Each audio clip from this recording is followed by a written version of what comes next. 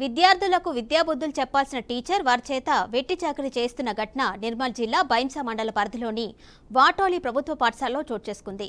బలపం పట్టి అక్షరాలు దిద్దే చేతులకు చీపురు ఇచ్చి చెత్తను ఎత్తించారు.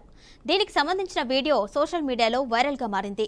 కాగా దీనిపై స్పందించిన పాఠశాల హెడ్ మాస్టర్ వన మహోత్సవంలో భాగంగా విద్యార్థులు పాఠశాల ఆవరణలో చెట్లు నాటారని, ఆ సమయంలో వరండాలో మట్టి పడింది అన్నారు. దీంతో అనుకోకుండా విద్యార్థిని వరండాను క్లీన్ చేసినట్లు వెల్లడించారు.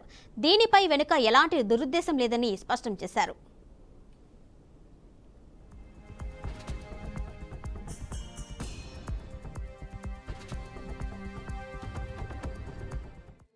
ఈ చెట్లు పెట్టడంలో భాగంగా అదంతా మొత్తం ఏంటంటే మొత్తం క్లీన్ చేద్దామన్న ఆలోచనతోని పాములు బాగా తిరుగుతున్నాయి, కోతులు కూడా బాగా దింగానే వేస్తున్నాయి. అందుకనే చెట్లు తీసుకొచ్చి పెట్టిన మట్టి బాగా పడింది వరండాలో. పడంగానే పిల్లలు నేను చూడలే, వాళ్ళే ఊడ్చేస్తున్నారు.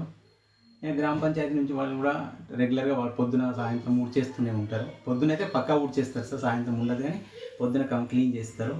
ఇటువంటి మేము దురుద్దేశంతో చేసింది కాదు ఇది. పిల్లలకు ఎటువంటి దురుద్దేశంతో చేసింది కాదు. మేము హార్డ్ వర్క్ పిల్లలతో మమేకమై మేము కానీ మా టీచర్ కానీ మేము అందరం కష్టపడి పని చేసుకుంటాం సార్.